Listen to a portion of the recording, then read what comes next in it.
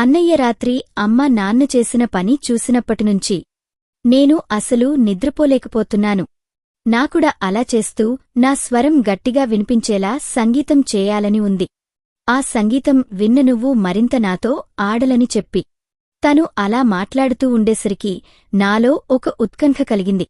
Hello friends, video అనేది చాలా ఇంట్రెస్టింగ్గా ఉంటుంది. పూర్తిగా చూస్తూ ఒక లైక్ చేయటం ద్వారా మీ సపోర్ట్ని మాకు తెలియజేయండి. ఇలాంటి మరిన్ని కథల కోసం మన ఛానల్ని సబ్స్క్రైబ్ చేసుకోండి. ఇక వీడియోలోకి వెళ్తే, ఇది నా డిగ్రీ అయిపోయి పై చదువుల కోసం ఆలోచిస్తున్న సమయంలో జరిగిన కథ. నా పేరు మురళి, మాది కర్నూల్ దగ్గర ఒక పల్లెటూరు. మా నాన్న ఒక లారీ డ్రైవరు, అమ్మ ఇంట్లోనే ఉంటుంది. నాకు ఒక చెల్లి ఉంది, తన పేరు సుష్మా. తనకి నాకు ఉన్న వయస్సు తేడా ఒక 3 ఏళ్లు మాత్రమే. సుష్మా నేను ఇంచుమించు వయసు దగ్గర కావటంతో కొంచెం దగ్గరగా సన్నిహితంగా ఉంటూ ఉండేవాళ్లం. నేను డిగ్రీ పూర్తిచేసి పై చదువుల కోసం సిటీకి వెళ్లాను. సుష్మా ఇంట్లోనే అమ్మ నాన్నతో కలిసి ఉండేది. ఎందుకంటే నాన్న లారీ డ్రైవరు కావటంతో ఎక్కువ రోజులు ప్రయాణంలోనే ఉండేవారు. అమ్మ ఒక్కతే ఇంట్లో ఉంటుంది అని చెప్పి సుష్మాని ఉండమని చెప్పారు. అప్పుడు నాకు క్రిస్మస్ సెలవులు రావటంతో సిటీ నుంచి ఇంటికి వచ్చాను. నేను ఇంటి నుంచి వెళ్లిన సంవత్సరంలోనే సుష్మాలో చాలా మార్పు వచ్చింది. తన శరీరం, ఎత్తులు, కొలతలు అన్నీ చాలా మారిపోయాయి. నేను అలాగే చూస్తూ ఉండేసరికి, ఏమిటి మురళి అలా చూస్తున్నావు అంది. ఏమీ లేదు, నీలో చాలా మార్పు వచ్చింది, సుష్మా చాలా అందంగా ఉన్నావు అని అన్నాను. ఇక సుష్మా నేను ఒకే గదిలో నిద్రపోతే అమ్మ నాన్న మరో గదిలో నిద్రపోతూ ఉండేవారు. నేను వెళ్లిన రోజే నాన్న కూడా ఊరు వెళ్లి ఇంటికి వచ్చారు.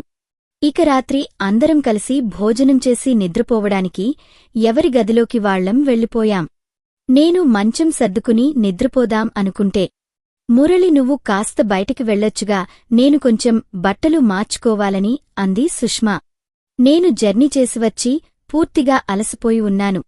నేను బయటికి వెళ్లలేను, నువ్వు ఇక్కడే మార్చుకో, నేను అటు తిరిగి నిద్రపోతాను అన్నాను. అందుకు సుష్మా నేను సాన్నం చేసి వచ్చాక మార్చుకుంటాను. రాత్రి నిద్రపోయే సమయంలో నాకు సాన్నం చేయకపోతే నిద్రపట్టాదు అంది. అబ్బో, ఇది ఎప్పటినుంచో అని అడిగితే, ఈ మధ్యనే అలవాటు అయిందిలే అని చెప్పి బాత్రూంలోకి వెళ్ళిపోయింది. ఇక నేను దుప్పటి కప్పుకుని అటు తిరిగి నిద్రపోతూ ఉన్నాను. ఇంతలో బాత్రూం డోర్ శబ్దం వినిపించింది. సుష్మా బయటికి వచ్చింది కదా. నేను కూడా కాస్త వాష్రూంకి వెళ్ళివస్తే హాయిగా నిద్రపోవచ్చు అని చెప్పి అటు తిరిగాను నేను. ఇంతలో సుష్మా తన వస్త్రాలని మార్చుకుంటూ కనిపించింది నాకు. ఉదయం తన అందాలని నార్మల్గానే చూశాను. ఈ క్షణం ఇలా చూసేసరికి నాలో ఒక రకమైన స్పందన పెరిపించింది. వెంటనే తను చెయ్యితో కప్పుకుని, ఏమిటి మురళి అలా వచ్చావు అని అడిగింది. అదేం లేదు, వాష్రూం కోసం అని ఇటు తిరిగాను, నువ్వు ఏమో ఇలా కనిపించవు అన్నాను. అయితే అలాగే కనిపిస్తే చూస్తూ ఉండిపోతావా? చూసింది చాలు కాని వాష్రూంకి వెళ్ళివచ్చి నిద్రపోమని చెప్పింది. నేను ఇక వాష్రూంకి వెళ్లి బయటికి వచ్చేలోపు సుష్మా ఒక నైట్ డ్రెస్ వేసుకుని చూడటానికి చాలా ఆకర్షణ, అద్భుతంగా ఉంది. ఇన్నాళ్లూ నేను బయట కనిపిస్తే మహిళలని చూస్తూ ఉండేవాడిని. కాని ఇంట్లోనే ఇంత అందమైన సైగసులు ఉన్న సుష్మాని చూసి నాలో నాకే హద్దులు దాటే ఒక ఆనందం ఏర్పడింది. ఇక అప్పటినుంచి సుష్మాతో మరింత సన్నిహితంగా ఉండటం మొదలుపెట్టాను.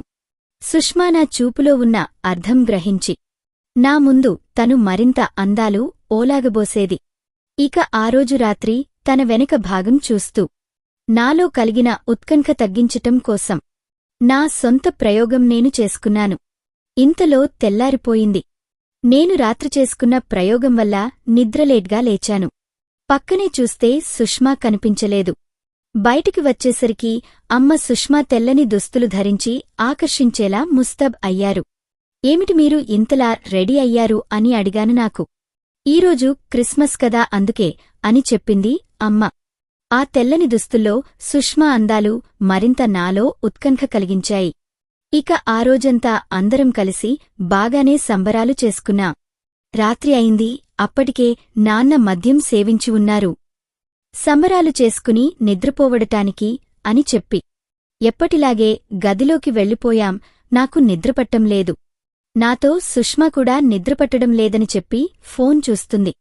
ఇక రాత్రి కరెక్టుగా సమయం 11 అవుతుంది. బయటనుంచూ ఏదో చిన్నగా శబ్దాలు వస్తున్నాయి. నేను వాటిని పట్టించుకోలేదు కాని సుష్మా మాత్రం ఎవరో దొంగలు వచ్చారేమో అని భయపడుతుంటే సరే ఉండు, నేను వెళ్ళి చూసి వస్తా అని చెప్పి గదిలోనుంచూ బయటికి వచ్చిన నిమిషంలోనే తిరిగి వెంటనే నేను లోపలికి వచ్చేశాను. ఏమైంది మురళి, ఏమిటి శబ్దాలు అని అడిగేసరికి ఏంలేదని చెప్పి నిద్రపోమని చెప్పి సుష్మాకి చెప్పాను. తిరిగి కాసేపటి తర్వాత మళ్ళీ ఆ శబ్దాలు రావటం మొదలయ్యాయి. ఈసారి సుష్మా మళ్ళీ శబ్దాలు వస్తున్నాయి అని చెప్పి తను బయటికి వెళ్ళింది. వెళ్ళిన సుష్మా లోపలికి రావకపోవడం నాకెందుకో అనుమానం కలిగించింది. నేను కూడా కాసేపటి తర్వాత గదిలోనుంచి బయటికి వెళ్లాను. ఇల్లు మొత్తం చీకటిగా ఉంది. సుష్మా అమ్మ నాన్న గది బయట నిలబడి లోపలికి తొంగి చూస్తుంది. నేను కూడా సుష్మా వెనక వెళ్ళి ఏమిటి సుష్మా అలా చూస్తున్నావు అని అడిగి చూశాను. నన్ను చూసిన సుష్మా కంగారు పడుతూ మురళి అదేం లేదు, శబ్దాలు ఇక్కడ నుంచే వస్తున్నాయి, అందుకే ఇక్కడ నిలబడి చూస్తున్నా అంది. నాన్న లారీ డ్రైవర్ కావటంతో అందులోనూ మద్యం సేవించి ఉండటంలో ఇద్దరు కలిసి ఏకాంత సేవలో ముంగిపోయిన్నారు. ఆ ఏకాంత సేవలో అమ్మ చేస్తున్న సంగీతం మా గది వరకు వినిపిస్తుంది. మాది పల్లెటూరు కావటంతో అందులోనూ మా ఇల్లు ఊరు చివర ఉండటంతో శబ్దాలు అనేవి మాకు స్పష్టంగా వినిపిస్తున్నాయి. ఆ శబ్దాలు వింటున్న సుష్మాకి నాకు చెమటలు పడుతున్నాయి. కాసేపటి సుష్మా నేను తిరిగి మాగాడికి చేరుకున్నా. మద్యం సేవించటంలో అనుకుంటా నాన్నలో ఉన్న శక్తి మరింతగా పెరిగింది. మేము గదిలోకి వచ్చిన మరో 10 నిమిషాలకి మళ్లీ ఆ శబ్దాలు మొదలయ్యాయి. సుష్మా ప్రవర్తనలో నాకు మార్పు తెలుస్తుంది. ఒకరిని ఒకరం చూసుకుంటూ మొహమాటం పడుతున్నాం మేమిద్దరం. నేను చెయ్యాలని నా బాడీపై ఉంచాను. సుష్మా తన చెయ్యి తన బాడీపై ఉంచింది. ఇద్దరం ఒకరిని ఒకరం చూసుకుంటూ మురళి వాళ్లు అక్కడ గదిలో చేస్తున్న పనికి నాకు ఇక్కడ నిద్ర రావటం లేదు. నేను కూడా అలాంటి సంగీతం చేయాలని అనిపిస్తుంది. నీకు తెలియదు, కానీ నువ్వు సిటీకి వెళ్లిన తర్వాత నేను ఇలాంటి శబ్దాలు చాలాసార్లు విన్నాను. అలా వింటున్నప్పుడు నేను ఏకాంతంగా ఈ గదిలో నిద్రపోవటానికి చాలాసార్లు ఇబ్బందిపడ్డాను. నాన్న ఊరు వెళ్లి వచ్చిన ప్రతిరోజు ఇలాంటి సంగీతలు ఇంట్లో వినిపిస్తాయి నాకు. అలా ఆ సంగీతం వింటున్నప్పుడల్లా నాలో ఉత్కంఠ కలిగేది. అలా కలిగిన ఉత్కంఠ వల్లనే ఇప్పుడు నా శరీరం ఇలా మారిపోయింది. ఇప్పుడు నువ్వు వచ్చావు, ఇది నీకు కొత్తగా అనిపిస్తున్నా. నువ్వు ఇది వింటూ వింటూ వీటికి అలవాటు పడిపోతావు. మురళి నాకుడా ఆ సంగీతం పడాలని ఉంది. ఆ అనుభూతి అనేది నాకు కావాలి. నువ్వు నాకు సహాయం చేస్తావా అని అడిగింది సుష్మా. సుష్మా నన్ను అలా అడిగేసరికి వచ్చిన దగ్గరనుంచి నాలో కలిగిన ఆశలకి ఒక గుర్తింపు వచ్చింది అని అనిపించింది. అప్పటికి వినిపిస్తున్న సంగీతం నన్ను మైమరచిపోయేలా చేసింది. ఇక ఆ సంగీతం వింటూ సుష్మాతో నేను కూడా పాల్గొన్నాను. ఆ రోజు రాత్రి సుష్మా నేను కలిసి 1 గంట వరకు సంగీతం పడుకున్నా. ఆ సంగీతంలో నేను కొత్త కొత్త రాగాల అనుభూతి చెందాను. ఇక రాత్రి పడిన సంగీతం వల్లన ఇద్దరం అలసిపోయి లేట్గా నిద్రలేచాం. అప్పటికే మా అమ్మ వచ్చి మమ్మల్ని నిద్రలేపుతున్నా. లేచిన మేము ఒకరిని ఒకరం చూసుకుని మురిసిపోతున్నాం.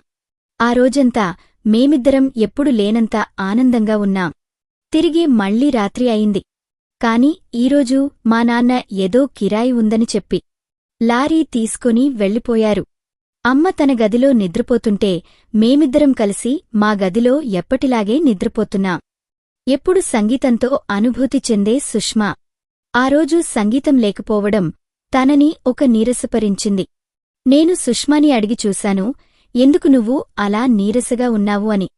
అందుకు సుష్మా ప్రతిరాత్రి నాకు సంగీతం వినకుండా నిద్ర వచ్చేది కాదు. ఈరోజు ఆ సంగీతం లేకపోవడం నా నిద్రకి భంగం కలిగిస్తుంది అని చెప్తుంది. నిజమే, నిన్న మనం విన్న సంగీతం చాలా మధురంగా ఉంది. మనకి కూడా ఒక మధురమైన ఒక అనుభూతి ఇచ్చింది.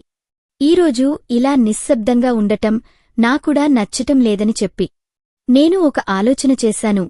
ఆ ఆలోచనలో నేను నా ఫోన్ అందులో నేను సంగీతం పెట్టాను. ఆ సంగీతం మాలో మళ్లీ ఒక సరికొత్త అనుభూతి ఇచ్చింది. ఇద్దరం సంగీతంలో లీనమై మేంకూడా మళ్లీ సంగీతం చేయటం మొదలుపెట్టాం. ఎప్పుడు నిశ్శబ్దంగా ఉండే ఇల్లు అలా సంగీతంతో నిండిపోవటంతో మా అమ్మ తన గదిలో నిద్రపోలేక మాగాడికి వచ్చి చూసింది. మొదట్లో అమ్మ సంగీతం కోసం మేము వాళ్ల గదిలోకి చూసేవాళ్లం. కాని ఈసారి అమ్మ వచ్చి మా గదిలోకి చూడటం మొదలుపెట్టింది. సుష్మా నేను పూర్తిగా ఏం జరుగుతుందో అనే ఆలోచన లేకుండా పూర్తిగా సంగీతంలో తేలిపోతున్నాం. అలా సంగీతంలో తేలిపోతున్నాం. మమ్మల్ని చూసిన అమ్మ కంగారుపడుతూ వచ్చి చూసి ఏమిటి అనుకుంటూ కోపగించుకుంది. ఆ సంగీతంలో పూర్తిగా లీనమైపోయిన మేమిద్దరం అమ్మ అలా కోపడేసరికి భయపడిపోయాం. చెప్పండి, ఎందుకు ఇలా చేస్తున్నారని అడిగింది. మీరు ఇద్దరూ ఆ గదిలో చేస్తున్న సంగీతం వల్ల మేము కూడా ఇలా సంగీతానికి అలవాటుపడ్డామాని. ఇందుకు కారణం మీరే అని చెప్పి ఇద్దరం తలదించుకున్నాం. అలా చెప్పిన కారణాలకి అమ్మ ఏమీ మాట్లాకుండా గదిలో నుంచి బయటికి వెళ్ళిపోయింది. ఒక వయస్కు వచ్చాక పిల్లల ఎదుట తల్లిదండ్రులు చేయకూడని పనులు కొన్నిసార్లు ఉంటాయి. ఆ పనుల వల్ల తాము సంతోషం పొందుతున్నాం అనుకుంటారు కాని తాము చేస్తున్న ఆ పనుల వల్ల ఇంట్లో తమ పిల్లలని తామే చెడిపోయేలా చేస్తున్నారని గుర్తించలేకపోతున్నారు. అలా గుర్తించలేకపోవడం వల్ల జరిగిన ఒక సంఘటన ఇది.